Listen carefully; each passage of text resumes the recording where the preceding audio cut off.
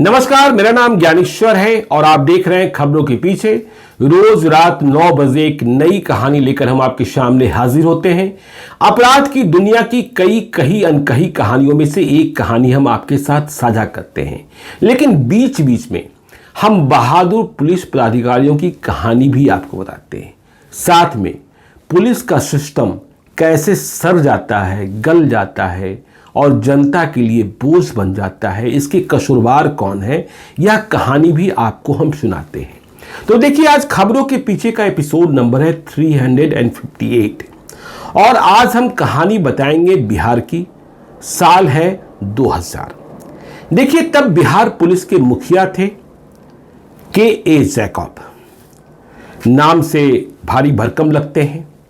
DGP थे तो बड़े पुलिस पदाधिकारी हैं ही, यह भी आप समझ रहे होंगे।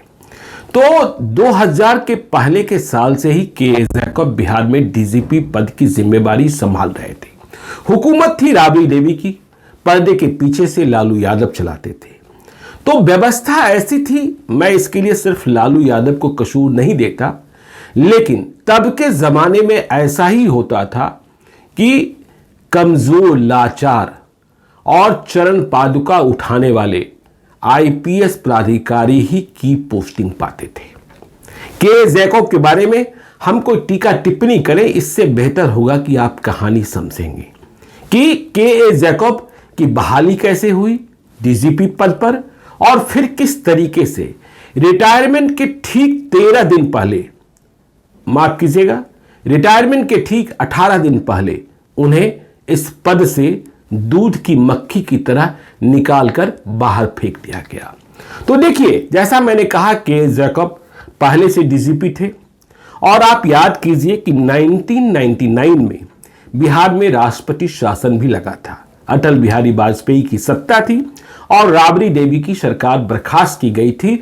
जहानाबाद में हुए एक नरसंहार के बाद रणवीर सेना ने नरसंहार किया था।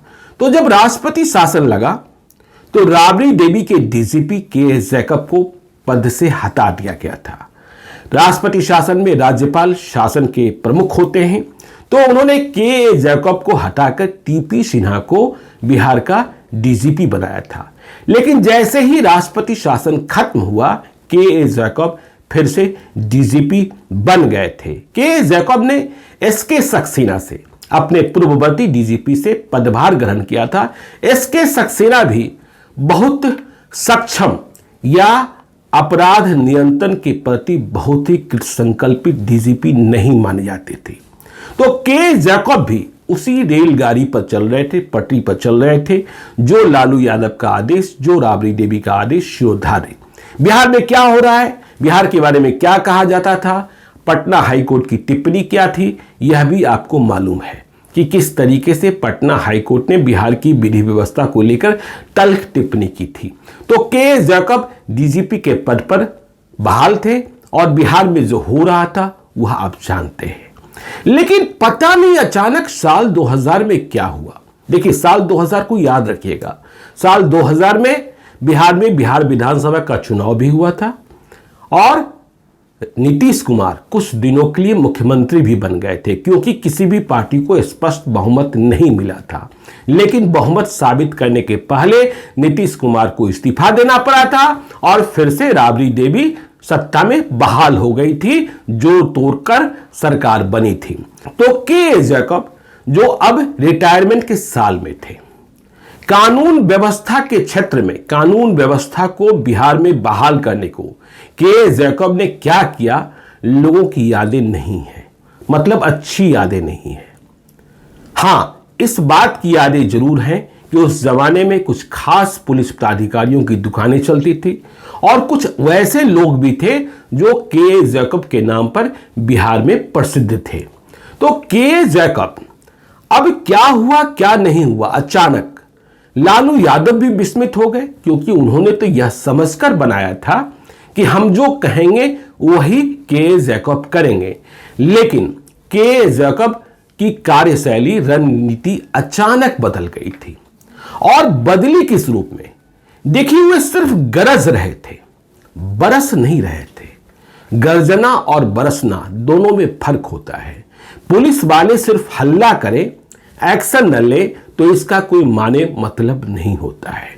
लेकिन जब के जैकब का रिटायरमेंट का समय करीब आया तो वे ऐसा दिखने लगे कि वे सचमुच जो बिहार में अपराध है या जो सत्ता संरक्षित अपराध है उस पर नियंत्रण पाना चाहते हैं। और इस बात से लालू यादव को कष्ट होने लगा। देखिए, साल 2000 की हम बात कर रहे हैं।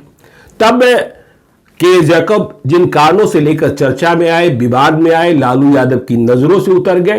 तो देखिए, बिहार में डिग्री घोटाले की गूंज बहुत दूर तक सुनाई पड़ रही थी पहले से।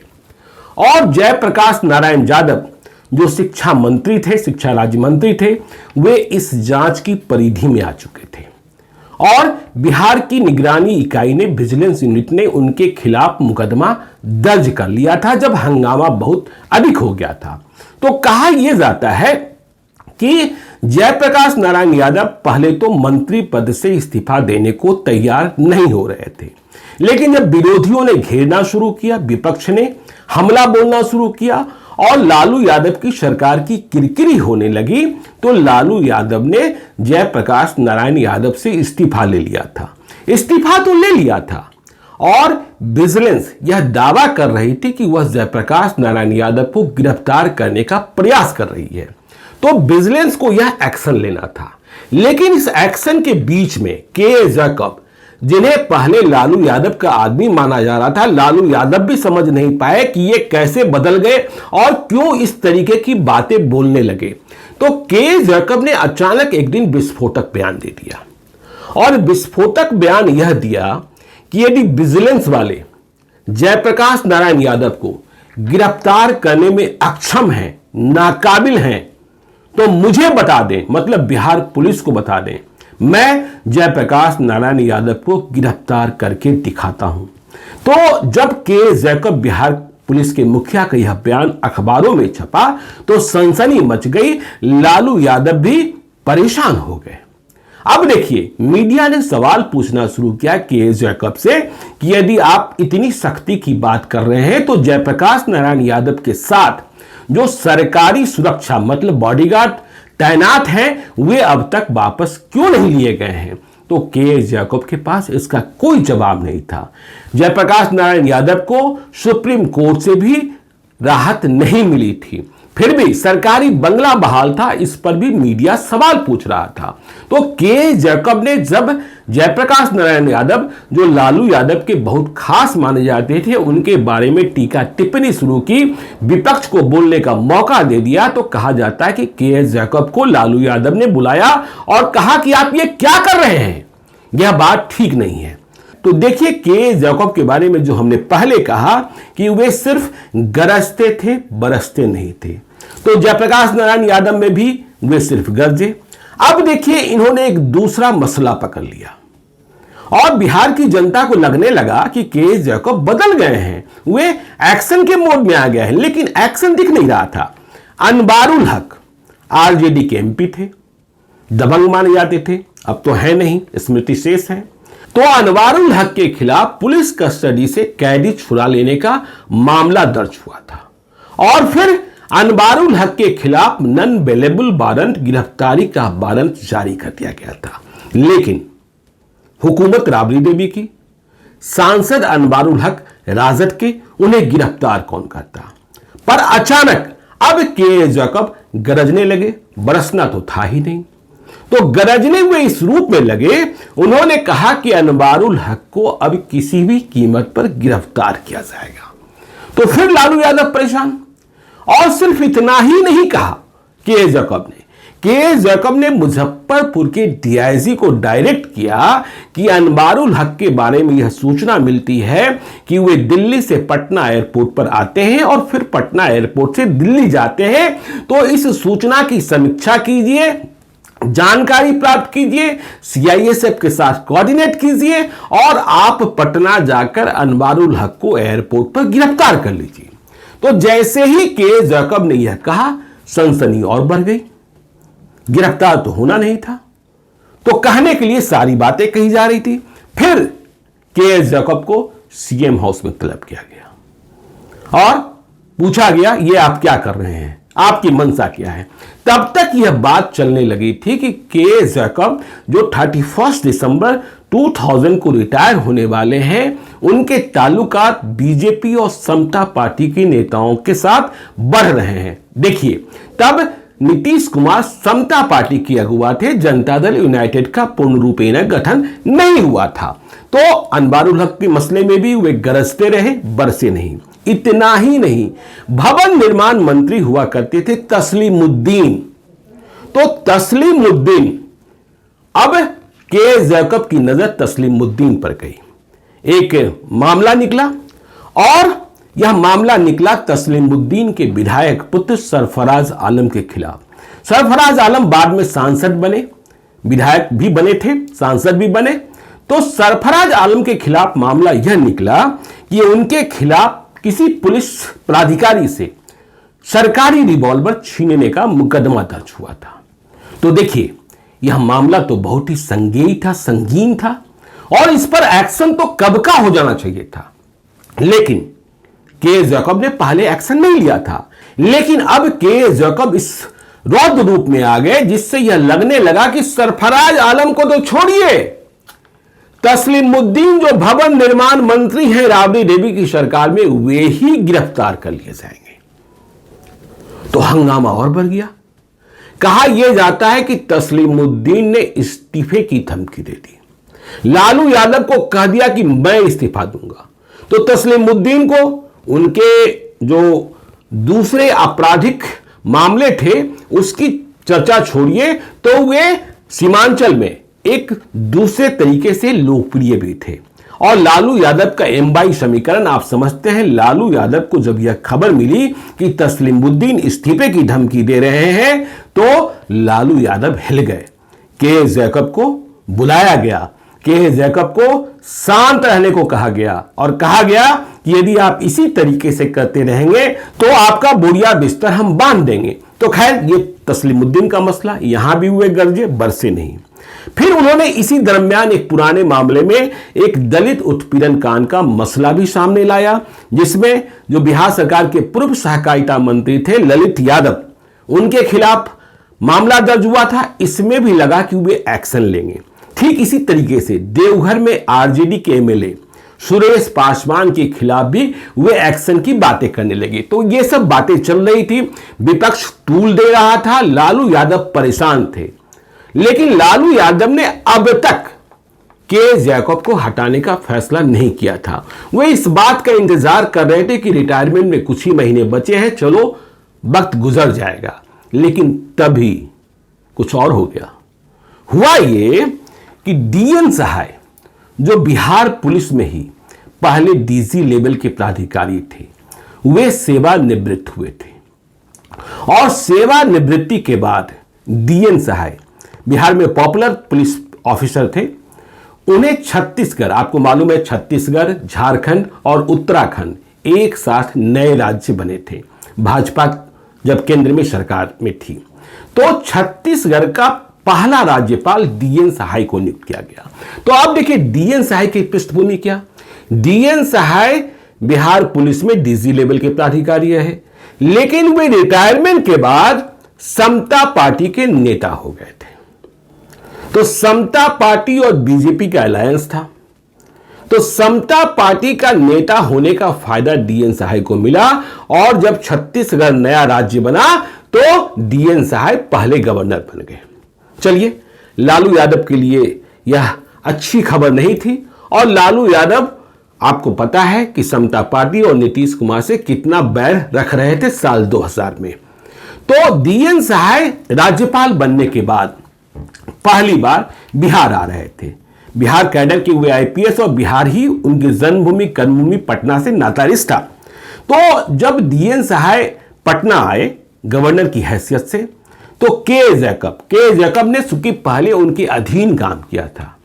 देखिए, पॉलिटिकल कनेक्शन से आगे क्या होने थे नहीं होने थे यह अलग बात है, लेकिन डीएन सहाय जो गवर्नर बन गए थे, वे जब पटना पहुंचे तो उन्हें रिसीव करने के जैकब पहुंच गए पटना एयरपोर्ट। तो यह बात लालू यादव को अखर गई। डीजीपी को नहीं जाना था, प्रोटोकॉल में सीनियर एसपी चले जाते, डीएम चले जाते, लेकिन डीजीपी खुद चले गए थे। और इतना ही नहीं, जब डीएन साहब पटना में रहे तो तमाम संगठन जो हैं बिहार के होने के कारण, बिहारी होने के कारण उनका मान सम्मान कर रहे थे। बिहार चैंबर ऑफ कॉमर्स में उनका सम्मान समारोह रखा गया था। इन बातों से लालू यादव को फर्क नहीं पड़ रहा था। लेकिन लालू यादव को जब इस बात की खबर मिली कि डीएन साहब के सम्मान में के जैकब डिनर होस्ट कर रहे हैं, मतलब रात के खाने पर बहुत लोगों को बुला रहे हैं, तो लालू यादव को यह बात बर्दाश्त नहीं हुई कि समता पार्टी के नेता जो अब राज्यपाल बने हैं, उन्हें बिहार का डीजीपी के जैकब, जिन्हें उन्होंने नियुक्त किया था, वे डिनर होस्ट कर रहे हैं। तो लालू यादव ने इसके बाद फैसला कर लिया कि अब हम के जैकब को विदा कर देंगे और परमानेंट बोरिया बिस्तर बांध देंगे। देखिए, लालू यादव था सकते थे, महीना है दिसंबर 2000 का, 31 दिसंबर को रिटायर ही हो जाना था, लेकिन लालू यादव को इतना धैर्य नहीं हुआ। वे गुस्से में आग बबूला हो गए और गुस्से में इतने आग बबूला हुए कि रिटायरमेंट के ठीक 18 दिन पहले के जैकब को छुट्टी दे दी गई डीजीपी के पद से, और फिर से एक ऐसे पुलिस प्राधिकारी को डीजीपी बनाया गया, नाम आर प्रसाद, बिहार के ही बक्सर के डुमरांव के रहने वाले, जिनकी पहचान भी बिहार पुलिस में एक कमजोर पुलिस प्राधिकारी के रूप में की जाती रही थी। लेकिन आर प्रसाद की एक पहचान थी कि जब लालकृष्ण आडवाणी को गिरफ्तार किया गया था, तब आर प्रसाद दरभंगा के आईजी थे और कहा यह जाता था कि उस अरेस्टिंग में जो पुलिस का कोऑर्डिनेशन था, उसमें आर प्रसाद की बड़ी भूमिका थी। तो बीजेपी के साथ लालू यादव की बैर की कहानी को आप समझते हैं। तो के जैकब को हटाकर आर प्रसाद को नया डीजीपी बनाया गया, जो भी बिहार की विधि व्यवस्था को पटरी पर नहीं ला सके, सक्षम शायद थे नहीं थे, देखिए मुझे टीका टिप्पणी करना ठीक नहीं है, लेकिन आर प्रसाद भी रिटायरमेंट के बाद चुनाव लड़ने को चले गए, एमएलसी का चुनाव लड़ा, हारे। तो जब के जैकब की छुट्टी की गई तो उन्हें 18 दिन की नौकरी बची थी, तो उन्हें पुलिस भवन निर्माण निगम लिमिटेड का मैनेजिंग डायरेक्टर बना दिया गया। लेकिन यह बेइज्जती के जैकब को भी बर्दाश्त नहीं हुई। वे तो पहले से लालू भक्त थे, लेकिन अब लालू भक्त नहीं रह गए थे। तो के जैकब ने नई पदस्थापना पर योगदान देने के बाद छुट्टी ले ली और वे छुट्टियां मनाने चले गए अंडमान निकोबार। जाते जाते पटना में उन्होंने यह कहा कि देखिए, मैं अभी सेवा में हूं, 31 दिसंबर 2000 तक मेरी सेवा है, इस दौरान तो मैं कुछ बोल नहीं सकता हूं, जो नियम कानून है, लेकिन जब 31 दिसंबर 2000 को रिटायर हो जाऊंगा, इसके बाद हम सब कुछ बोलेंगे, खुलकर बोलेंगे, सारी पोल पट्टी खोलेंगे। लेकिन वे रिटायर हो गए, बोले कुछ नहीं। और इस बीच यह चर्चा होती रही कि उन्हें बीजेपी वाले कहीं किसी प्रमुख पद पर आसीन करने वाले हैं। तो देखिए, कोई बड़ा पद, राज्यपाल जैसा पद तो नहीं मिला, लेकिन हां, ऐसा भी नहीं कि कोई पद उन्हें नहीं मिला, पद दिया गया। और वे कई प्रदेशों में डीएन साहब के साथ उनका जो नाता रिश्ता था, जो उनकी पहचान थी, वो काम आया और वे पद से लाभान्वित हुए। तो लालू यादव ने इस तरीके से एक डीजीपी को, जिन्हें उन्होंने ही बहाल किया था, पर वो डीजीपी जब उनका बागी हो गया तो उन्हें दूध की मक्खी की तरह बाहर निकालकर फेंक दिया। लेकिन डीजीपी में भी इतनी हिम्मत नहीं रही कि वे जिस तरीके से गरज रहे थे, बरसते और बाद में जो पोल पट्टी खोलना चाहते थे वो पोल पट्टी खोलते। तो देखिए, यह कहानी आज आपको हमने इसलिए सुनाई ताकि आप यह समझ सकिए कि पुलिस को कमजोर राजनेता कैसे करते हैं। यह दूसरी बात है कि अब सुप्रीम कोर्ट के दिशा निर्देश के मुताबिक डीजीपी की नियुक्ति के नियम बदले हैं। अब आपको डीजीपी के लिए एक सूची तैयार करनी होती, जो डीजीपी लेवल के प्राधिकारी होते हैं, जिसे यूपीएससी में भेजना होता है। फिर यूपीएससी उनमें से 3 नामों को अनुशंसित कर भेजता है, जिनमें से एक को आप डीजीपी नियुक्त करते हैं। अब डीजीपी को आप बीच में ऐसे हटा भी नहीं सकते हैं और डीजीपी का कार्यकाल भी निर्धारित कर दिया गया है। तो आपने के जैकब की कहानी से बहुत कुछ समझा होगा, मुझे विश्वास है। इसी तरह की कहानियों को जानने के लिए, समझने के लिए आप देखते रहिए खबरों के पीछे को। यदि अब तक आपने हमारे YouTube चैनल खबरों के पीछे को सब्सक्राइब नहीं किया है तो जरूर कर लीजिएगा। और यदि इस वीडियो को फेसबुक पेज के माध्यम से देख रहे हैं तो पेज को लाइक कीजिएगा। एक और अनुरोध कि यदि आप मुझसे कोई कहानी सुनना चाहते हैं, मुझे कोई कहानी बताना चाहते हैं, कोई भूल सुधार चाहते हैं या सीधे तौर पर संपर्क करना चाहते हैं तो आप हमें gyaneswarlive@gmail.com पर मेल कर सकते हैं। बस इसका ख्याल रखिएगा कि यदि कोई विशेष कहानी सुनाने बताने को कह रहे हैं तो उस कहानी मतलब वारदात की तारीख, साल, स्थान का ज्ञान आपको है, पता आपको है तो हमें जरूर बताइए। हम अपनी डायरी के पन्नों में तराशेंगे, जरूरत होने पर हम अपनी रिसर्च टीम को कहेंगे। और मेल करते वक्त आप अपना नंबर भी जरूर लिखिए, आवश्यकता होने पर हम आपसे बातचीत करेंगे। आपकी पहचान को हम तब तक गोपनीय रखते हैं जब तक आपसे अनुमति न प्राप्त कर लें। तो आज के लिए इतना ही, हमें दीजिए इजाजत। मिलते हैं कल रात एक नई कहानी के साथ ठीक 9 बजे। बहुत बहुत धन्यवाद।